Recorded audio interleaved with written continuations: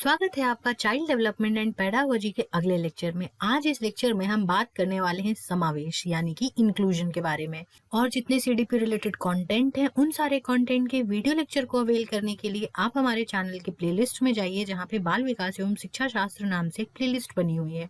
Go there and check it out for more CDP related content. जो समावेश है, inclusion है, वो एक बहुत बड़ी चीज है, लेकिन वो आया हमारी समझ में बहुत देर से है। डाइवर्सिटी को एक साथ एक तरीके से लेके चलना, क्लासरूम में कंट्री वाइज किसी भी तरीके से हम बात करें तो वो होता है इंक्लूजन। तो डाइवर्सिटी जिसकी हम बात कर रहे हैं, वो डाइवर्सिटी क्या है? डाइवर्सिटी है बहुत सारी चीजें जो कि है हमें देखने को मिलती हैं, रंग के रूप में, शरीर की बनावट के रूप में, समझ के रूप में, धर्म के रूप में, जाति के रूप में, जेंडर के रूप में, और भी कई सारी ऐसी चीज हैं जो अलग होती हैं, हम सबकी अलग हैं। ठीक है, तो इन सब को एक साथ लेके चलना एक क्लासरूम में एजुकेशन के कॉन्सेप्ट में हम बात करते हैं तब हम बात करते हैं इंक्लूजन की। तो इंक्लूजन को हम समझें उससे पहले हमें सेग्रीगेशन को समझना बहुत जरूरी है, जिसको हम कहते हैं पृथक्करण। जो सेग्रीगेशन है यानी कि किसी को अलग कर दिया गया है। यहाँ पे आप इमेज में देख पा रहे हो एक जगह जहाँ पे टीचर है, इन्वायरमेंट बहुत ही फ्रेंडली है, कलरफुल है, लेकिन एक जगह ऐसा है जहाँ पे कॉबवेब्स लगे हुए हैं, बच्चे अकेले बैठे हुए हैं, बेरंग सी दुनिया इनकी बैठी हुई है, एकदम ऐसी सी है। तो ये क्या बताना चाह रहा है कि यहाँ पे और यहाँ पे इन दोनों जगहों में बहुत डिफरेंस है। यहाँ अलग कर दिया गया है इस पर्टिकुलर सेक्शन को, इसी को हम कहते हैं सेग्रीगेशन। तो ये सेग्रीगेशन भी हर चीज के आधार पे होता है। जैसे कुछ समय पहले जब भारत आजाद नहीं हुआ था, उस समय छुआछूत की बात थी, अनटचेबिलिटी था, वहां पे हर चीज अलग था। बहुत सारे लोगों को एक पर्टिकुलर क्लास और सेक्ट ऑफ सोसाइटी को शिक्षा लेने का अधिकार नहीं था। तो वहां पे वो क्या हुआ था, वो सेग्रीगेटेड सेक्शन था। That was one of the segregated section, जिसको कि शिक्षा लेने का अधिकार नहीं है। उनके लिए उनके काम निर्धारित होते थे कि उन्हें क्या करना है, क्या नहीं करना है, ये सारी चीजें। तो इसको हम कहते हैं सेग्रीगेशन और सेग्रीगेटेड एजुकेशन। जब ऐसे वाले सिस्टम को फॉलो किया जाता है किसी भी क्लास में, किसी भी कंट्री द्वारा, कहीं पे भी, किसी भी इंस्टीट्यूशन द्वारा, तो उसको कहते हैं हम सेग्रीगेटेड सिस्टम। फिर आया हमारे पास integrated education. Integrated education India में शुरू हुआ 1986 में, जहां पे ये रिकमेंडेशन दिया गया कि हर किसी को इक्वल अपॉर्चुनिटी है। लेकिन इक्वल अपॉर्चुनिटी से क्या मतलब हुआ, यहाँ पे बात हमने मेन स्ट्रीमिंग की और नॉर्मलाइजेशन की शुरू कर दी। जैसे ही इंटीग्रेटेड एजुकेशन का कॉन्सेप्ट आया, वैसे ही मेन स्ट्रीमिंग की बात हो गई कि जो मुख्य धारा से जोड़ते हुए लोग हैं, जो यहाँ पे सेग्रीगेटेड थे, इनको अब मुख्य धारा से जोड़ दिया गया था। लेकिन वो मुख्य धारा से जुड़े हुए अलग तरीके से थे। अलग तरीके से कैसे थे, वो हम जब इंक्लूजन पढ़ेंगे तब उसके बारे में हमें ज्यादा अच्छे से समझ में आएगा। तो जैसे इंटीग्रेटेड एजुकेशन में क्या था कि कॉस्ट बहुत ज्यादा हाई नहीं था। वो लोग रहते थे जो अलग से, जिनको अलग किया गया था, सेग्रीगेटेड सेक्शन था। वो सेग्रीगेटेड सेक्शन रहता जरूर था, मेन स्ट्रीम में रहता था, लेकिन उनका हर चीज डिफरेंट होता था। जैसे कि टीचर जो है वो नॉर्मली जैसे पहले पढ़ाते थे वैसे ही पढ़ाते हैं, कोई उनके पेडागोजिकल चेंजेस नहीं होते थे, लेसन प्लान में कोई चेंज नहीं है। चाइल्ड को नॉर्मल के तरफ लाने की कोशिश की जाती थी, लेकिन उसको कोई मोटिवेशन नहीं दिया जाता था, उसके लिए कोई स्पेशल टीचर नहीं, स्पेशल तरीका यूज नहीं किया जाता था पढ़ाने के लिए। जैसे वो रेगुलर पढ़ाते हैं वैसे ही वो पढ़ा रहे थे।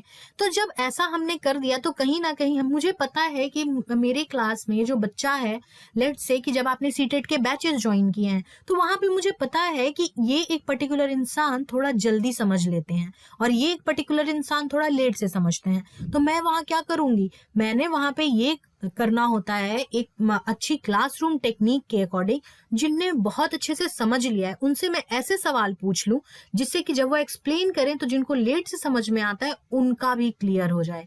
तो इससे मैंने क्या किया, मैंने इनडायरेक्टली जो लेट से समझते हैं उनको भी इंक्लूड कर लिया क्लास में। तो ये एक फायदा होता है जब आप टीचर से डायरेक्टली कांटेक्ट में रहते हो, राइट। तो यहाँ पे क्या हो रहा था, इंटीग्रेटेड एजुकेशन में बस उनको बैठा लिया गया था, क्योंकि ये एक नियम था जो शुरुआत कर दी गई थी कि हम सबको एक साथ रहना है, इक्वल राइट्स की बात कर रहे थे हम, तो इंटीग्रेट कर लिया गया था सबको। देन बात आई समावेश की यानी कि इंक्लूजन की।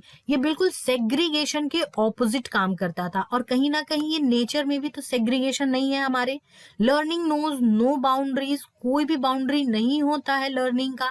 हर किसी के लिए शिक्षा का अधिकार है, जैसे कि हर किसी को सूरज रोशनी देता है, किसी के लिए सूरज घटता और बढ़ता नहीं है, सबके लिए वो समान रूप से रोशनी देता है।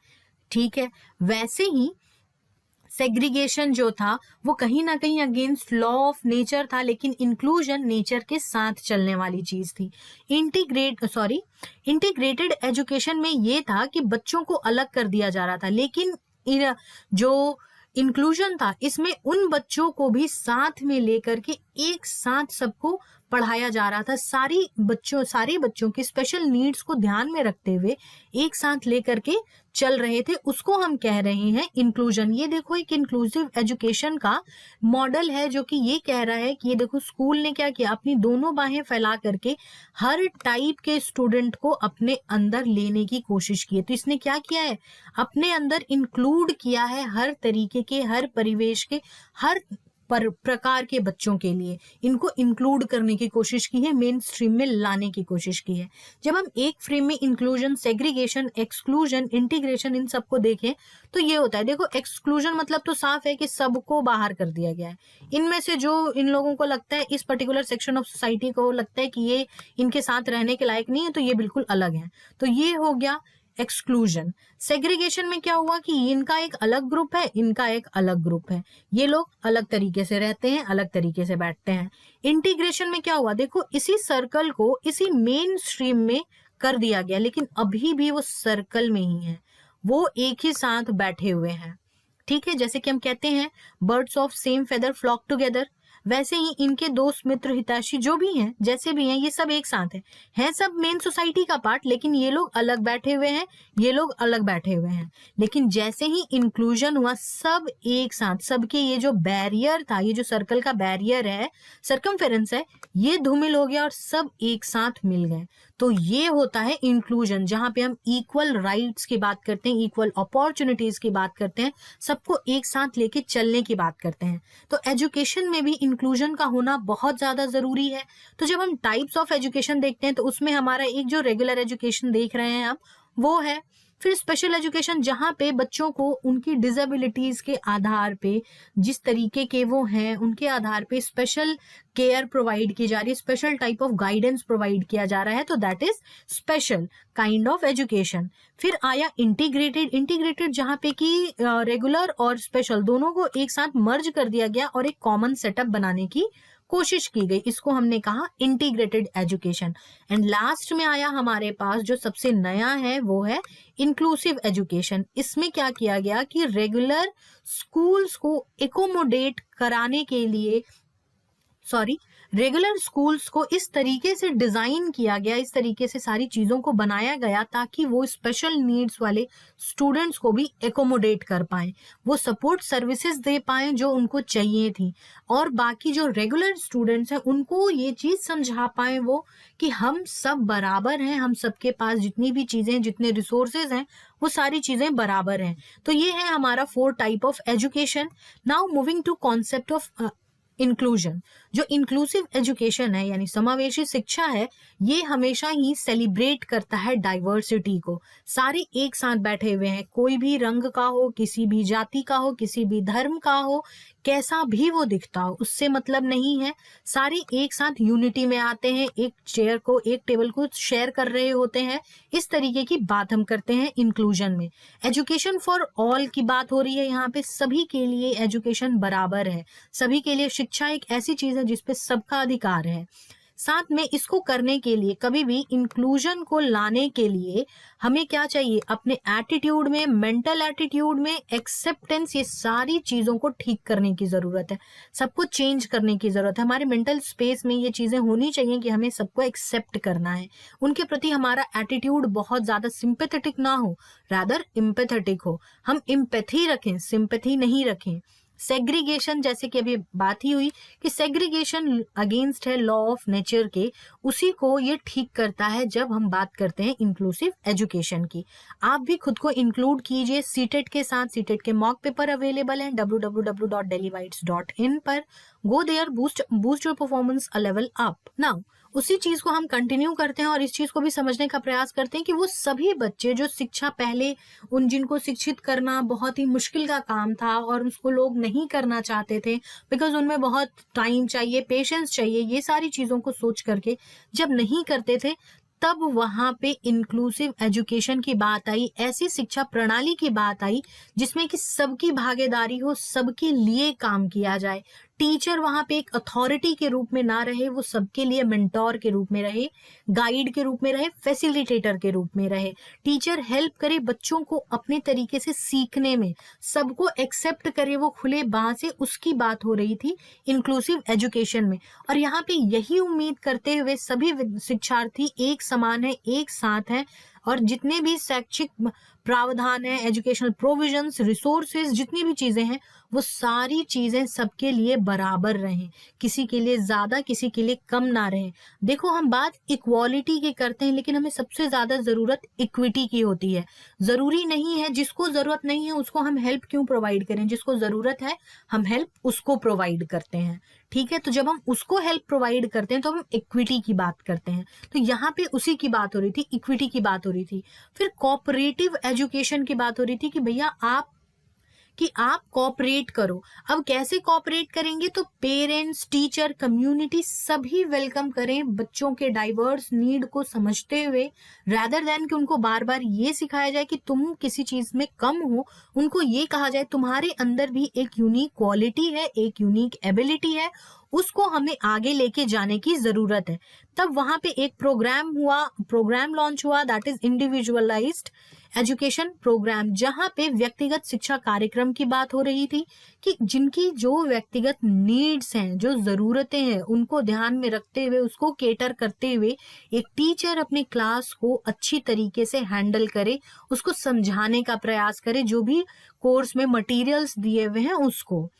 Now, when we talk about types of children and education, then we have two types of children in education. तो एक तो है हमारे स्पेशल टाइप और दूसरा है नॉर्मल। तो जो हम नॉर्मल कह रहे हैं वो है IQ लेवल 90 to 110 के आसपास, जो नॉर्मल ऑन एन एवरेज बच्चे हैं उनके बारे में। ठीक है, लेकिन स्पेशल बच्चे में देखो दो केस है। एक एबव 140 वाले जो गिफ्टेड स्टूडेंट्स हैं, क्रिएटिव स्टूडेंट हैं, इंटेलेक्चुअली ब्राइट स्टूडेंट्स हैं, उनका एबव 40 है, 140 है। तो अब देखो यहाँ पे हमने स्पेशल इनकी बात क्यों की, क्योंकि नॉर्मल अगर सिर्फ टीचर इनको देख के चल रही है, इनको चीजें जल्दी समझ में आ जा रही हैं, तो क्लास में उतनी देर करेंगे क्या, उनका टाइम बर्बाद होगा, वो सीख नहीं पाएंगे सही तरीके से। वो तो पहले से सीख के उतनी चीजें बैठे हुए हैं, तो उनको आगे टीचर को फैसिलिटेट करना है, उनको भी इंक्लूड करना है, रादर देन कि उनको ये चीज फील हो कि वो लेफ्ट आउट है। टीचर को उनको सिखाना है इस तरीके से कि उनको भी महसूस हो कि हम भी क्लास का पार्ट है। उनको छोटे छोटे असाइनमेंट्स दे देना, छोटे सवाल पूछ लेना, उनका टाइम अलग तरीके से यूटिलाइज करवाना उनसे, ये सारा काम होता है तब हम उनको इंक्लूड करते हैं, जो स्पेशली चिल्ड्रन है, जो स्पेशल गिफ्टेड चिल्ड्रन है उनको। फिर एक स्पेशल चिल्ड्रन में आते हैं जिनका IQ लेवल 70 से नीचे जा रहा होता है, जो कि थोड़े से इंटेलेक्चुअली डल पार्ट पे होते हैं, उनको चीजें लेट से समझ में आती हैं, या फिर वो किसी डिसेबिलिटी से ग्रसित होते हैं। ठीक है, तब उनको उनका जो मेंटल स्पेस है बहुत ज्यादा इस चीज को एक्सेप्ट नहीं करता है, तो इनको भी हमें इंक्लूड करना है और हमें इनको भी इंक्लूड करना है। तो स्पेशल हमारे पास दो टाइप हो गया, एक 140 वाला और एक 70 वाला। ठीक है, तो अब देखो सेग्रीगेशन, इंटीग्रेशन और इंक्लूजन में बेसिक डिफरेंस क्या है।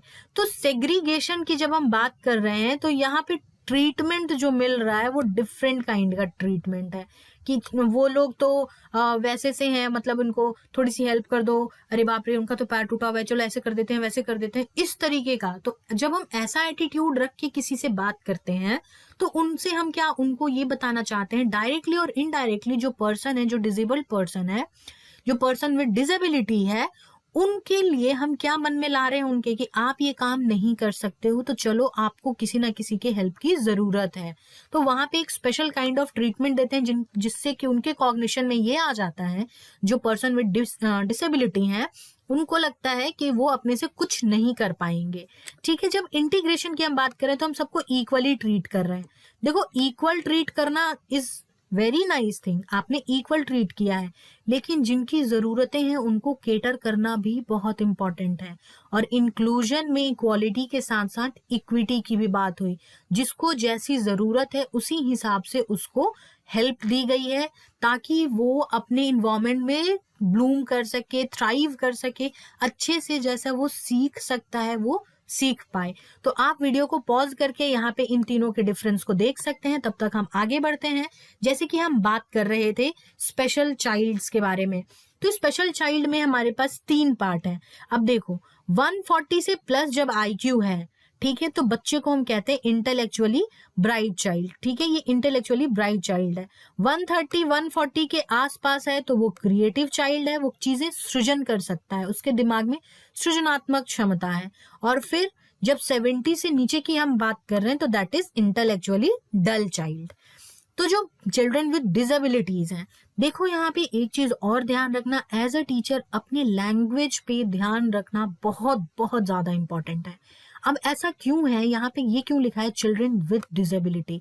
मैं ये भी लिख सकती थी डिसेबल्ड चाइल्ड।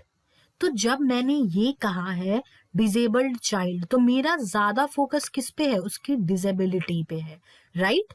और जब मैंने ये कहा है चिल्ड्रन विथ डिसेबिलिटी, तो मैंने ये कहा है कि पहले वो बच्चा है, मैंने उसके इंडिविजुअलिज्म को, उसका जो अपना स्वायत्ता है उसकी बात की है कि पहले बच्चा है, और बच्चा जो है उसमें कुछ डिसेबिलिटी है।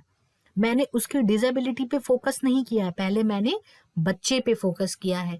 तो एज अ टीचर आपको ये चीज बहुत ज्यादा समझने की जरूरत है कि हम अपने लैंग्वेज को अपने क्लास में, अपने आसपास किस तरीके से इस्तेमाल करते हैं कि सामने व्यक्ति जो है उसको ठेस ना पहुंचे, क्योंकि उसको सोसाइटी बहुत कुछ बता चुकी रहती है इनडायरेक्टली, और हम उसे इस तरीके की भाषा का प्रयोग करके और ज्यादा हर्ट कर सकते हैं। तो इस चीज का ध्यान रखिए कि कभी भी आप ऐसे पर्सन से मिले तो चिल्ड्रन और पर्सन विथ डिसेबिलिटी बात करें, कभी डिसेबल्ड पर्सन की बात नहीं करें, दिव्यांग जन की बात नहीं करें, या अपंग नहीं बोले उनको। ठीक है, इस चीज का खास ख्याल रखिए, बिकॉज आप अब एक शिक्षित समाज से आते हैं, आप चीजों को समझ रहे हैं, तो आप इसका ध्यान रखिएगा।